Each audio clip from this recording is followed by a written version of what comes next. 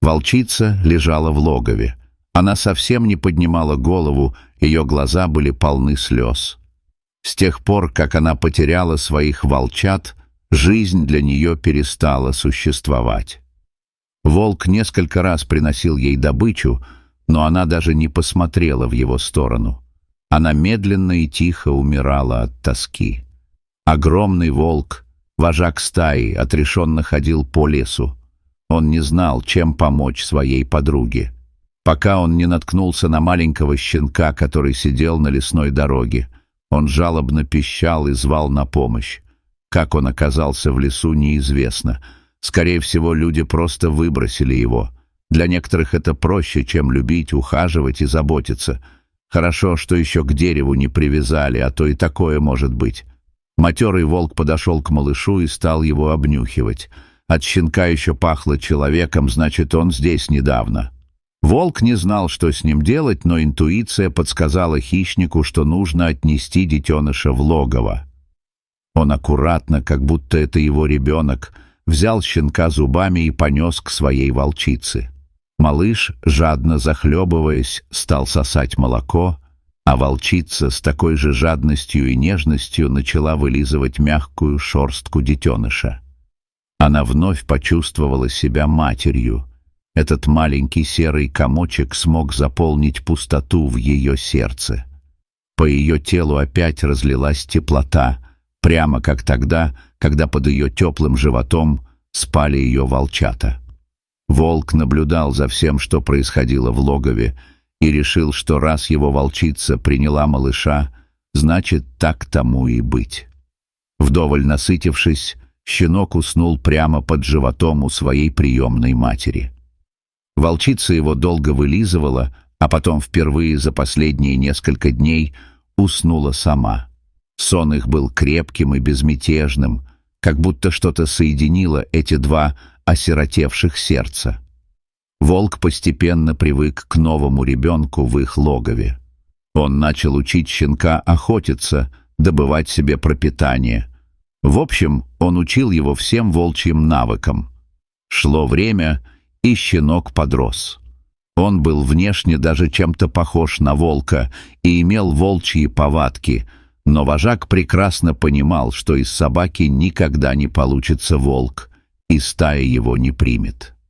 Тогда волк принял единственно правильное решение — отнести щенка к людям. До ближайшей деревни было недалеко, и с утра, взяв щенка за загривок, вожак отправился в путь. Он часто останавливался, чтобы передохнуть, а малыш никак не мог понять, что происходит, и жалобно скулил.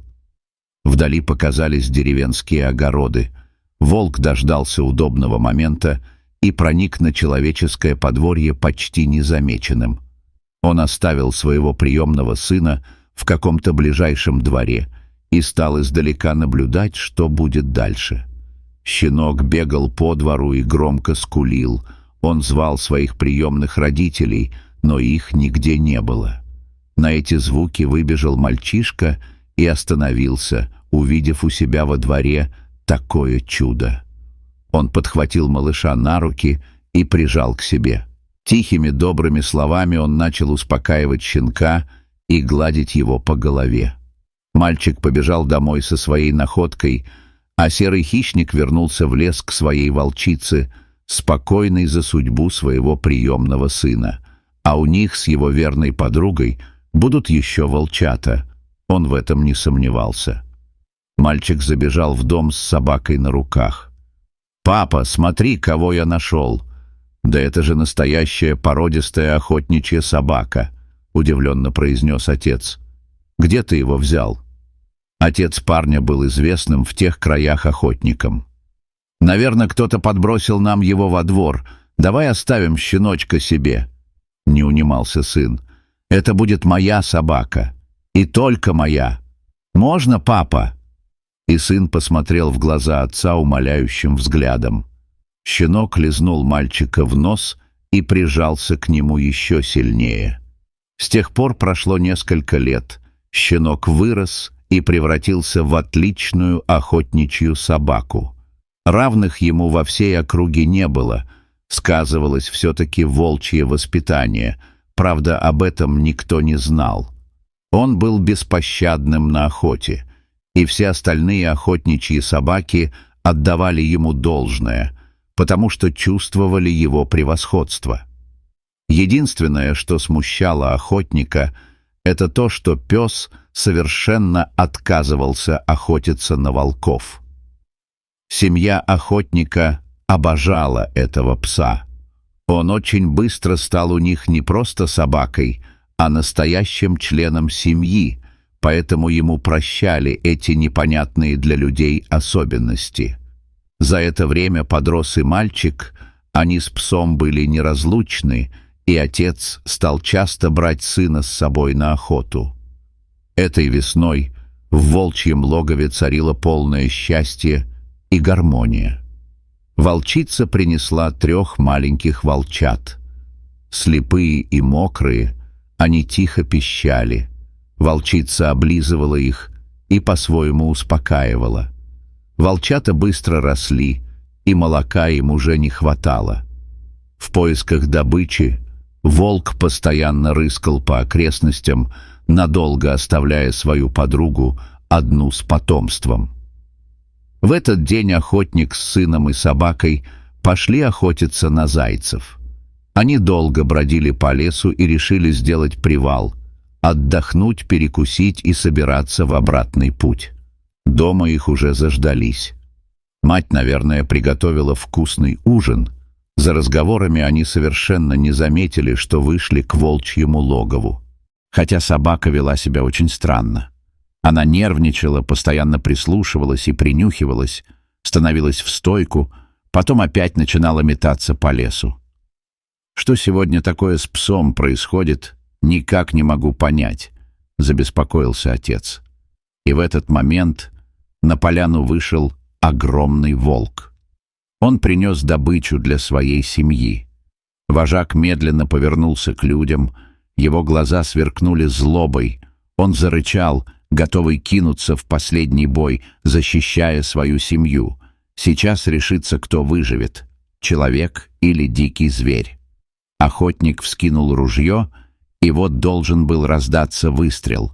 Но тут произошло самое неожиданное. Между хищником и человеком неожиданно встала собака. Она как будто закрывала волка своим телом. Та самая охотничья собака, которая должна была броситься на зверя, чтобы защитить жизнь своего хозяина. «Отец, не стреляй!» — закричал мальчишка. «Ты убьешь мою собаку!» И мужчина опустил ружье. Волк стоял неподвижно и втягивал ноздрями чистый весенний воздух. Он чуял такой знакомый и родной запах своего приемного сына.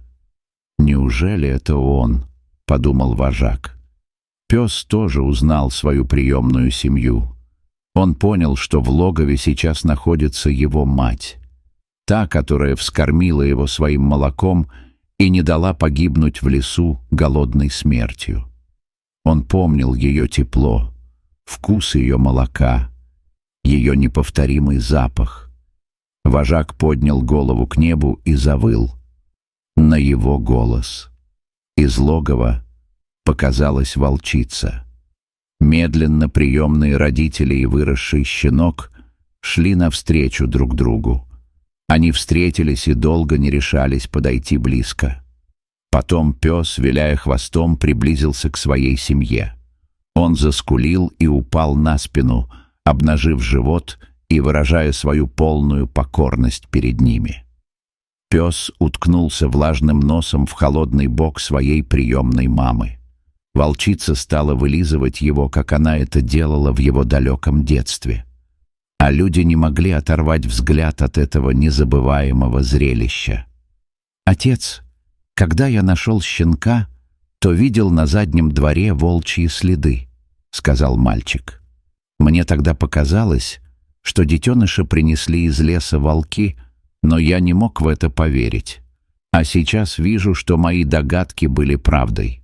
Наверное, поэтому он никогда не охотился на тех, кто спас ему жизнь. Он ради их спасения готов был пожертвовать собой». Вот такая интересная история. Дорогие зрители, если вам понравилась эта история, обязательно поставьте палец вверх и поделитесь этим рассказом со своими друзьями. Если вы впервые на этом канале и еще не подписаны на него, рекомендую подписаться прямо сейчас, чтобы не пропустить очередную захватывающую историю.